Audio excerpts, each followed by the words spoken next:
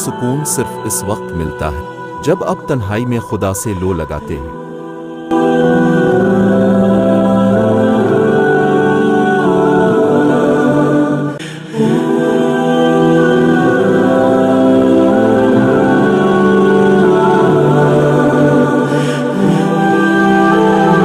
अगर हमारी जान याद खुदा में बेदार नहीं होती तो ये बेदारी हमारे लिए कैद खाना है।